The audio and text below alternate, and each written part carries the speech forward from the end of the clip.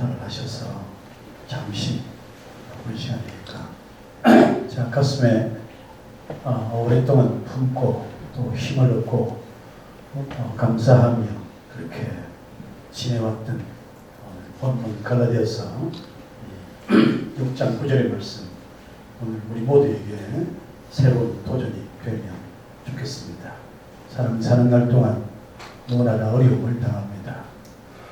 아무리 어떻게 보여도 들여다보면 참을 수 없는 고통의 시간을 보낸 것을 알 수가 있습니다. 세월이 쌓이면 그 속에는 고통의 흔적이 많이 쌓여 있음을 우리가 부정할 수가 없습니다. 저는 제 할아버님이 평양신학교를 21회로 졸업을 하셨고, 제 선친이 고려신학교 15회, 제가 고려신학교 35회를 졸업했습니다. 고신에서는 처음으로 3대 목사가 된 은혜를 입은 사람입니다. 쉽게 말하면 적어도 목회자로서는 금수저 출신이라 해도 틀리지 않습니다. 근데 이제 조부님은 33세 돌아가셨고, 제 선친은 교회를 위해서 죽을 힘을 다해 섬기다가 67세 쓰러지셔서 목회를 마감했습니다. 70에 돌아가시긴 했습니다만 다 마치지 못했습니다. 그러니까 한마디로 말하면 영적으로는 엄청난 은혜를 입었지만 육신적으로는 한없는 고통의 시간을 보냈다고 말할 수가 있습니다. 저도 사는 시간이 길지 않습니다만 고신 교단에서는 가장 고통당한 사람 중에 한 사람이 아닌가 생각합니다. 학생들과 더불어 학생도 하느라고 제대로 생활비도 받지 못한 채 4년을 보냈습니다. 그 덕분에 영국 유학을 5년 하긴 했습니다만 돌아와서도 고난이었습니다. 교단의 성령 운동 때문에 교단이 어려워져 있는 상황에 성령 운동과 전혀 상관이 없을 것 같은 제 언어 선생님, 히브리어 선생님을 지지하다가 매우 큰 어려움을 겪었습니다. 히브리어를 가르치는 교수가 성령의 은혜를 느끼는 매우 어려운 일입니다. 그런데 그가 체험한 그 신앙도 부정당하는 교단의 형편을 보면서 내가 독단적으로 800여 명이 모이는 처음으로 고신 목회자 모임을 가지고 토론회를 열어보기도 하다가 그때부터 교단으로부터 낙인이 찍혀서 어려운 시간을 보냈습니다. 부산에 있는 보건병원이 어마어마한 규모로 자랐습니다만 돈이 많다 보니 파리떼들도 많아서 어마어마한 엄청난 어려움을 겪고 경고를 여러 차례 했음에도 불구하고 그 경고를 듣지 않아서 2002년도에 3년도에 부도가 나는 일이 발생했습니다. 1999년도에 총회를 통해서 젊은 세대들이 이거 그대로 두면 문제 생긴다고 하고 그걸 받아들였습니다만 총회가 결의했는데도 불구하고 4년을 미루다가 결국 부도가 나는 그런 일도 발생했고, 부도 나니까 이 성부가 부도를 나게 만들었다는 소리를 하고 다녀서 어려웠고, 제가 신학대학 교수가 되어서도 결국 마침내 그 세력에 의해서 교단으로부터 제명을 당하는 일까지 경험을 하게 되었습니다. 그때는 병원이 아니라 제가 신학이 자유주의라고 그렇게 하면서 저를 그렇게 몰았습니다. 사는 날 동안 길지 않은 세월이지만 자신이 감내할 수 없는 그런 어려움들이 닥치는 것을 모두가 경험하게 될 것입니다. 특별히 우리 예수님께서 성천 승천하기 전에 지상에서의 마지막 삶을 보내면서 세상이 너희를 미워할 것이라고 말씀을 분명히 하셨습니다. 세상이 너희를 미워하면 너희를 미워하는 것이 아니라 나를 미워하는 것이라고 아주 분명한 음성으로 말씀을 해주셨습니다. 그러나 대부분 그 말씀을 잘 받아들이지 않습니다. 교회가 정말로 운영을 잘하면 세상으로부터도 사랑을 받고 해야 되는 것으로 이렇게 생각을 합니다. 세상이 뭐라고 하면 교회가 잘못했다고 스스로를 디스를 하는 그런 세상입니다. 근데 성경은 우리에게, 주님은 우리에게 직접 세상이 너희를 미워할 것이라고 말합니다. 아주 짧게 이야기하면 교회는 세상으로부터 미움을 받을 때 비로소 교회다운 교회다라고 말해야 정답입니다. 그러나 전혀 거꾸로 이야기하고 오늘처럼 한국교회가 미움을 받고 어찌고 저쩌고 목사들 좀 잘난 목사들이 전부 그런 식으로 자기는 한국교회가 아닌 것처럼 한국교회를 비난하고 비방하는 데 열심을 합니다. 똑똑하다고 생각하는 목사일수록 신학 교수라고 하면 대체적으로 한국교회를 약간 좀 비난을 해야 아주 똑똑한 사람이처럼 여겨지는 그런 시대가 되었습니다. 오늘 이 젊은 세대, 젊은 목사들은 더더욱 그렇습니다. 이 젊은 목사들은 한국교회를 귀하게 여기지 않고 비난하는 것을 아주 예사롭고 생각합니다. 제가 아주 젊을 때 했던 그 이야기를 반복하고 있는 것을 볼 수가 있습니다. 오늘 본문은 선을 행하되 낙심하지 말지니, 선을 행하되 낙심하지 말지니 그렇게 말씀합니다. 무슨 말이죠? 선을 행하는 사람은 낙심을 잘 한다는 말입니다. 무슨 말이죠? 악을 행하는 사람은 낙심하지 않는다는 말입니다. 악한 일 행하는 사람 낙심하는 거 보셨습니까? 에? 그냥 목을 걸고 배째라 하고 죽는 꼴은 봐도 악한 자는 낙심하지 않습니다. 감옥에 한 번 갔다 오면 별 하나 달았다 하고 별을 여러 개 달으면 자랑스럽게 하고 별 4개쯤 달아야 대한민국 대통령 후보가 되는 겁니다.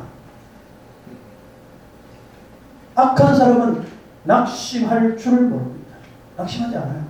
근데 선을 행하는 사람은 낙심을 잘합니다. 조금 붙여 보다가 안 되면 그냥 그만둡니다. 꼭 내가 이 일을 해야 되나? 내가 꼭 해야 되나?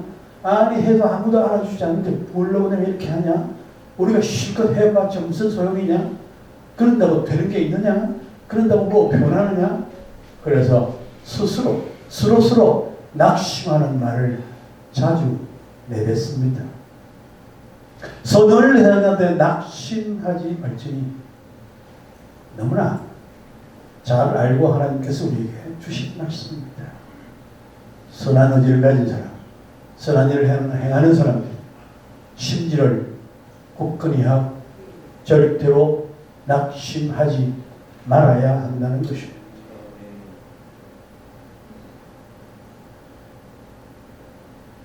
그런데 낙심하지 아니하면, 낙심하지 말고 포기하지 아니하면 때가 이르매 그렇게 표현했습니다만 우리 영어 표현을 보면 at the proper time, 아주 적절한 때에, 가장 맞는 때에, 누구 마음에 맞는 때입니까? 가장 proper time, 가장 적절한 때에 반드시 거두게 될 것이다.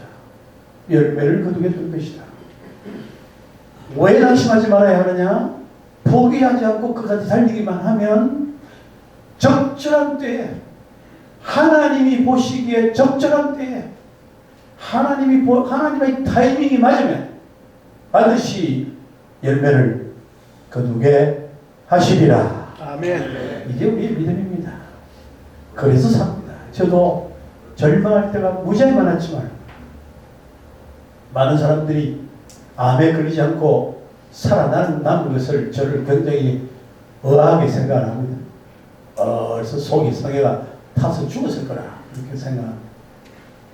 근데 제가 이 말씀을 다행스럽게 일찍부터 좀 알았거든요. At the perfect time, 아주 적절한 때에 저는 하나님께서 제 눈앞에서 적절한 때에 나를 죽이려 하는 사람을 감옥에 직접 집어넣는 것도 눈으로 목도를 했습니다. 그리 오래 걸리지 않았습니다. 나를 모함한 신학대학원 교수가 교수복을 입고 그대로 감옥으로 지켜가는 꼴을 제가 눈으로 보았습니다. 적절한 때에 나는 반드시 열매를 거두게 하리라고 말씀하고 있습니다. 오늘 이 아침에 함께 해주신 분 감사합니다. 부산을 보면서 너무 가슴이 아픕니다.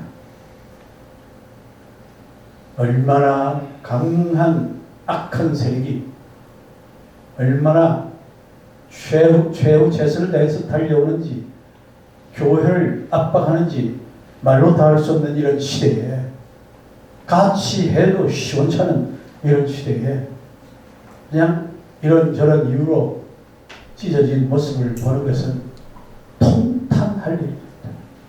주께서 뭐라고 하실 것인지 생각하면 너무너무 가슴이 아프고 그래서 제가 늘 부끄럽고 할 말이 없어서 숨어 지내려고 했는데도 잘 안 되고 그렇습니다. 나를 보면서 무슨 생각을 해야 되는 것입니까? 좀 열심히 애국을 부르짖으면 그 뭘 그렇게 열심히 할 게 있나? 뭐 그렇게 하는 거냐? 뭐 그런다고 뭐 되는 게 있나? 그렇게 하면서 스스로를 주저앉히게 하는 사람들이 많습니다. 자신이 못하면 남이 하는 것을 보고 그래도 뭐 소리내서 후원을 못하면 정말 하나님 앞에 바르게 가도록 기도라도 할 일인데 그저 비방하기에 바쁜 한국 교회 아닙니까? 내게 성령의 능력이 없으면 다른 사람이 능력해야 하는 것을 그걸 비성경적으로 비난하지 않습니까? 자신이 목숨을 걸고 대한민국 가는 길을 위해서 옳은 말을 하고 부딪히고 악의 세상에 저항하고 그렇게 못하면 하는 사람을 보고 기도를 할 일이지 그걸 왜 비방까지 하느냐고요. 왜 그러냐고요. 어느 신앙이 그렇게 말합니까? 누구든지 한번 토론을 해보면 좋겠습니다. 저도 명색이 선지서 아모스를 전공한 사람입니다. 선지자들은 철저하게 국가의 장래에 염려하고 몸을 던졌고 심지어는 왕을 뒤바꾸는 일도 했고 구대대 업무에 가담도 하고 그렇게 한 게 선지자의 삶입니다. 어디라고 그렇게 함부로 성경을 말합니까? 모든 영역이 하나님의 통치 영역에 있다고 말하잖아요. 모든 영역 중에 정치 영역은 빠져 있습니까? 정치를 잘못하면 옛날 우리 대학생 시절에 그랬습니다. 정치 잘못하면 시장에 콩나물 개수가 달라진다고 그랬습니다. 정치 잘못하면 수산물 업자들 망합니다.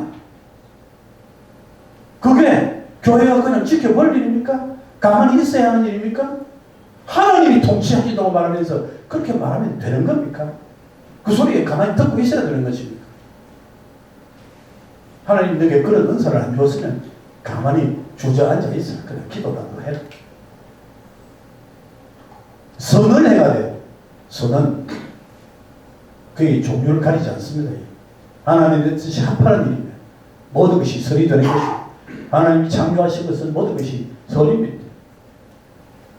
선을 해야 돼. 절대로 낙심하지 말라.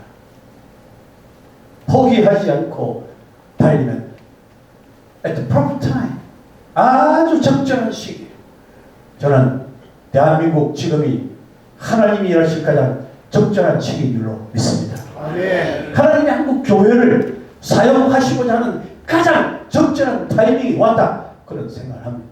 아무도 생각하지 못했던 후보 하나 없던 그는 상황에서 20년, 100년 집권을 노래하던 종북 좌파들의 그 기계 서스을 퍼는 그 음성 앞에 꼼짝도 하지 못하던 한국의 이 성경적 보수 세력, 그걸 다시 일으켜서 대한민국을 이렇게 해놓은 것이 도대체 누가 한 일입니까? 어떻게 된 일입니까? 낙심한 자들이 한 것입니까? 한국에 있다 먹고 가만히 있으란 자들이 위해서 여기까지 왔습니까? 하나님이 그들을 사용하셨습니까? 무슨 증거가 있는 겁니까? 그래도 끝까지 아스팔트 위에서 기도하고 하나님이 긍휼을 베푸시도록 이번 기회를 놓치는 대한민국은 없습니다 하고 눈물을 주 앞에 흘렸던 하나님의 사람들의 그 기도를 들으신 줄로 믿습니다. 아멘. 저는 추호의 의식도 없습니다. 누군가가 대한민국 근대사를 쓰면, 한국교회 역사를 쓰면 반드시 기록해야 될 일이라고 생각합니다. 그래도 여러분, 좌파 죽습니까? 얼마나 뻔뻔한지. 태블릿 PC 그것 가지고 박근혜 대통령을 잡아놓고는 이제 와서는 그게 가짜라고 스스로 말하는 저게 사람인지 저게 짐승인지 무엇인지 정말 알 수 없는 이런 일들이 백주대낮에 우리 앞에서 벌어지고 있습니다. 악은 악이라고 해야 합니다. 아닌 것은 아니라고 해야 되는 것입니다. 하나님의 통치가 모든 영역에 임하고 있음을 반드시 말해 주어야 할 줄로 믿습니다. 아멘. 하나님은 살아계시고 아멘. 하나님은 모든 영역에서 주인이 되시고 아멘. 하나님이 대한민국 전체를 통하여 한반도 전체를 통하여 하나님의 살아계심을 나타내시기 원하시는 산다는 사실을 잊지 말아야 할 것입니다. 아멘. 오늘 아침 우리의 기도와 소원을 우리 하나님이 들어주실 줄로 믿습니다. 아멘.